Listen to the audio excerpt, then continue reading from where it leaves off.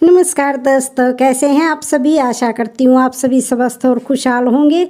आज मैं आप सभी के समक्ष विजया एकादशी की कथा लेकर आई हूँ। तो श्रवण करते हैं विजया एकादशी की कथा। हिंदू धर्म में एकादशी का विशेष महत्व होता है। एकादशी व्रत को सभी व्रतों में श्रेष्ठ बताया गया है। फाल्गुन मास के कृष्ण पक्ष की एकादशी को विजया एकादशी कहा जाता है।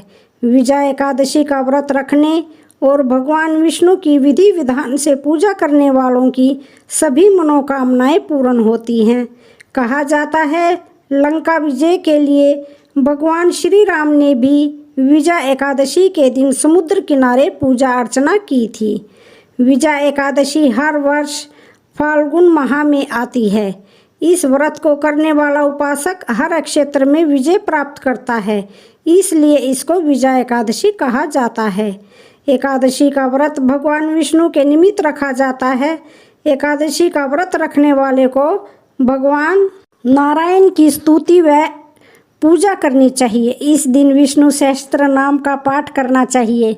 विजया एकादशी का व्रत शत्रुओं पर विजय दिलाने के लिए होता है।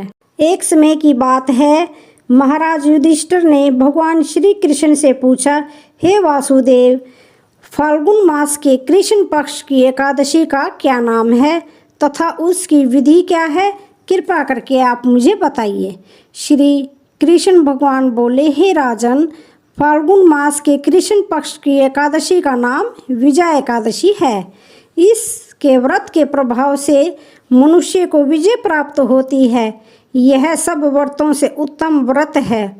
इस विजया एकादशी के महात्म्य के श्रवण व पाठन से समस्त पाप नाश को प्राप्त हो जाते हैं। एक समय देवर्षि नारद ने जगत पिता ब्रह्मा जी से भी यही प्रश्न किया था, महाराज आप मुझे फाल्गुन मास के कृष्ण पक्ष की एकादशी विधान कहिए। ब्रह्मा जी कहने लगे कि हे नारद, विजया एकादशी का व्रत पुराने तथा नए पापों को नाश करने वाला है।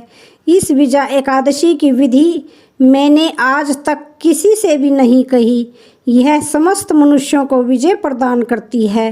त्रेता युग में मर्यादा पुरुषोत्तम श्री रामचंद्र जी को जब 14 वर्ष का वनवास हो गया था, तब वे श्री लक्ष्मण जी तथा सीता जी सहित पंचवटी में निवास करने लगे। वहाँ पर दुष्ट रावण ने जब सीता जी का हरण किया, तब इस समाचार से श्री रामचंद्र जी तथा लक्ष्मण जी अत्यंत व्याकुल हुए और सीता जी की खोज में चल दिए। घूमते घूमते जब वे मरणासन जटायु के पास पहुँचे, तो जटायु उन्हें सीता जी का वृत्तांत सुनाकर स्वर्गलोक चला गया। कुछ आगे जाकर उनकी सुग्रीव से मित्रता हुई और बाली का वध किया। हनुमान जी ने लंका में जाकर सीता जी का पता लगाया और उनसे श्री रामचंद्र जी और सुग्रीव की मित्रता का वर्णन किया। वहाँ से लौटकर हनुमान जी ने भगवान राम के पास आकर सब समाचार कहे। श्री रामचंद्र जी ने वानर सेना सहित सुग्रीव की संपत्ति से लंका को प्रस्थान किया। जब श्री रामचंद्र जी समुद्र के किनारे पहुँचे, तब उन्होंने मगरमच्छ आदि से युक्त उस अगाध समुद्र को देखकर लक्ष्मण जी से कहा कि इस समुद्र को हम किस प्रकार से पार करेंगे। श्री लक्ष्मण जी ने कहा कि हे पुराण पुरुषोत्तम, आप आदि पुरुष हैं, सब कुछ जानते हैं। यहाँ से आधा योजन दूर पर कुमारी द्वीप में वकदालभ्य नाम के मुनि रहते हैं।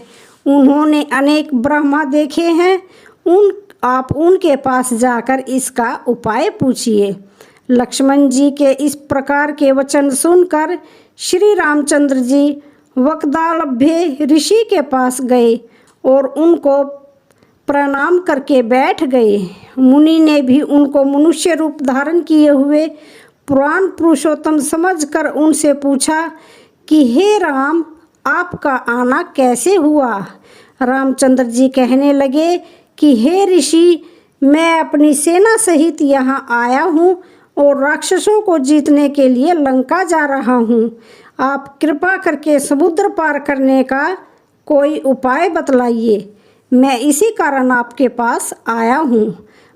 वक्तालभ्य ऋषि बोले कि हे राम, फाल्गुन मास के कृष्ण पक्ष की एकादशी का उत्तम व्रत करने से निश्चय ही आपकी जीत होगी, साथ ही आप समुद्र भी अवश्य पार कर लेंगे।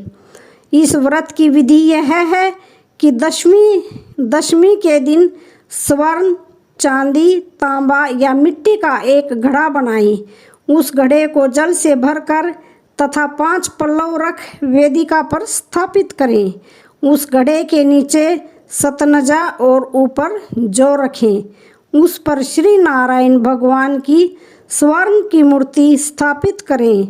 एकादशी के दिन स्नान आदि से निवृत्त होकर धूप, दीप, नैवेद्य, नारियल आदि से भगवान की पूजा करें। तत्पश्चात घड़े के सामने बैठकर दिन व्यतीत करें और रात्रि को भी उसी प्रकार बैठे रहकर जागरण करें। द्वादशी के दिन नित्य नियम से निवृत्त होकर उस घड़े को ब्राह्मण को दे दे। हे राम, यदि तुम भी इस व्रत को सेनापतियों सहित करोगे तो तुम्हारी विजय अवश्य ही होगी। श्री रामचंद्र जी ने ऋषि के कथन अनुसार इस व्रत को किया और इसके प्रभाव से दैत्यों पर विजय पाई। अतः हे राजन, जो कोई मनुष्य विधि पूर्वक इस व्रत को करेगा, दोनों लोकों में उसकी अवश्य विजय होगी। श्री ब्रह्मा जी ने नारद जी से कहा था कि हे पुत्र, जो कोई इस व्रत के महात्म्य को पढ़ता या सुनता है, उसको वाजपेय यज्ञ का फल प्राप्त होता है। तो आज की ये कहानी कैसी लगी? वीडियो अच्छी लगे तो चैनल को लाइक, शेयर, सब्सक्राइब करना ना भूलें। धन्यवाद।